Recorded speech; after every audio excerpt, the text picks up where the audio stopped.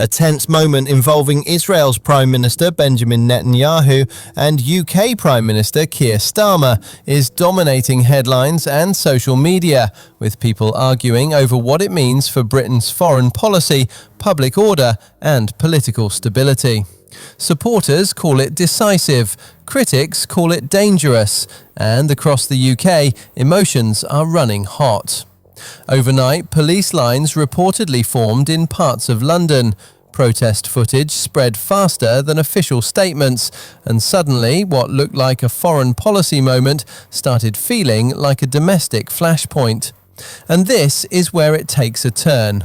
This story is trending because it hits three pressure points at once: international conflict, domestic politics, and public tension. When those collide, every word from leaders gets clipped, shared, and interpreted within minutes. A careful sentence can be framed as weakness. A firm sentence can be framed as provocation. Once that framing spreads, it becomes the story.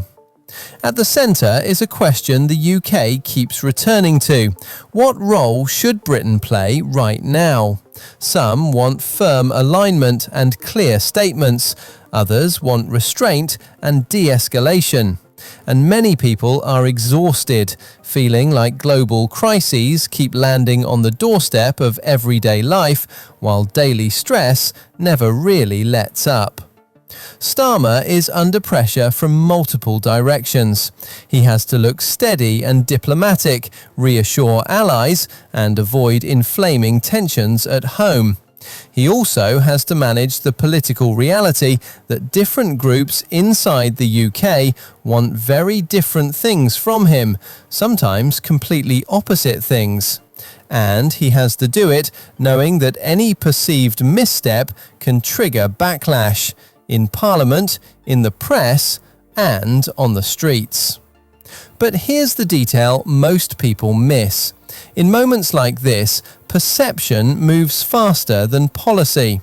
Netanyahu remains one of the most polarizing leaders on the global stage. Supporters see strength and security. Critics see escalation and hardline decisions.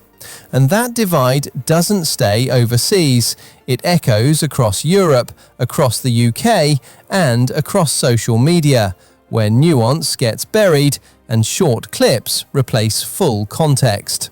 So when the narrative becomes Netanyahu versus Starmer, it's not always a personal feud, it's a collision of expectations.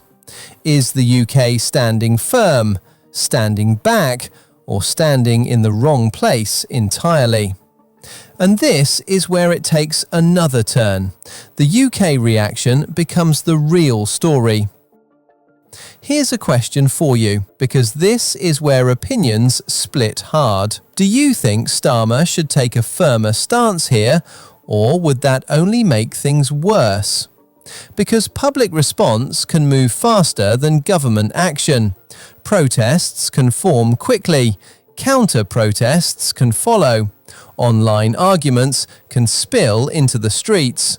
And even when most people remain peaceful, the atmosphere can still feel unstable, like one spark could trigger a wider confrontation. Clips circulating online show heated scenes, chanting crowds, police lines, tense exchanges between opposing groups. Depending on where you stand, those images look like democracy in action or a country losing control. And that framing matters because it shapes emotion before anyone checks what's confirmed, what's missing, and what's been cut out. Here's why this matters more than it looks. Starmer's job is to lower the temperature, but politics rewards strong signals. When people are angry, they demand certainty.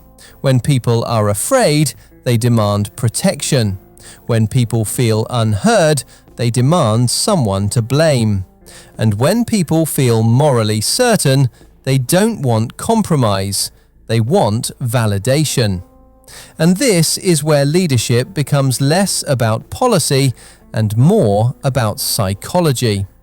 That creates a trap. Speak too cautiously, and critics call it weak. Speak too forcefully, and critics call it inflammatory. Try to balance both, and critics call it evasive. In polarized moments, moderation can be read as cowardice, and clarity can be read as aggression. Even silence becomes a statement because people fill the gap with their own assumptions. Meanwhile, the chaos narrative spreads because it's dramatic and shareable. But it can also be misleading because a few intense scenes can make an entire country look like it's erupting. A single clash can become the defining image of the day, repeated across feeds until it feels like everywhere. And this is where it gets dangerous. The reality is often more complicated. Tension in certain areas, loud demonstrations, heavy policing, and a much larger public watching from home, worried about what comes next.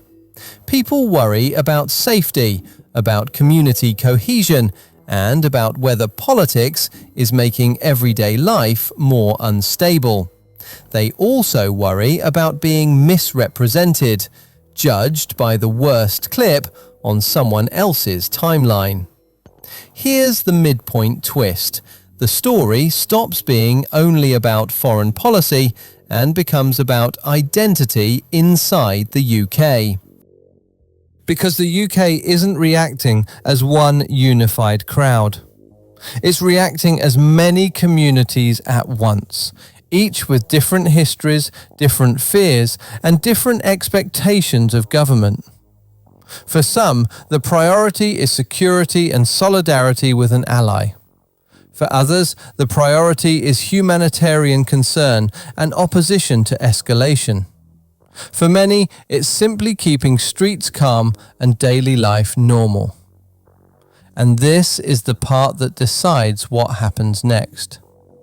So what happens now comes down to three things. First, messaging. Does Starmer deliver a clear, consistent line that reduces confusion? Or does the message shift under pressure? In a crisis, inconsistency becomes fuel and people start assuming the worst. Second, public order.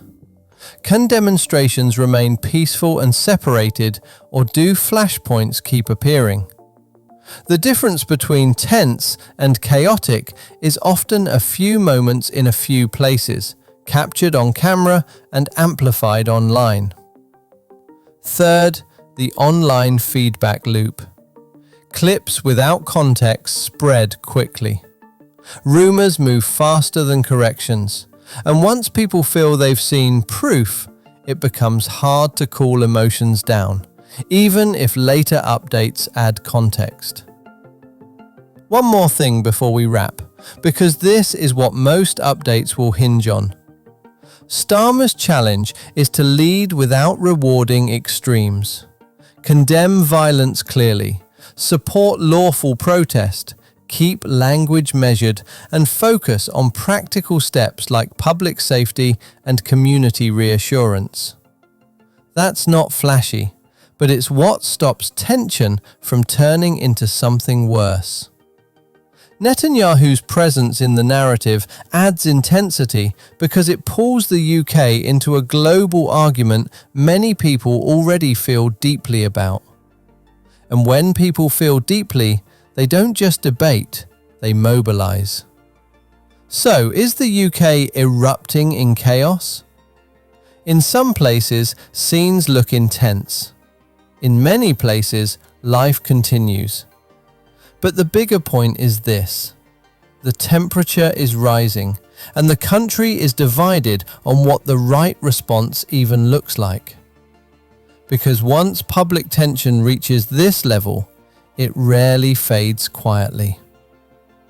If you want the next update as this develops, subscribe, because the next few days will show whether this tension cools down or spreads.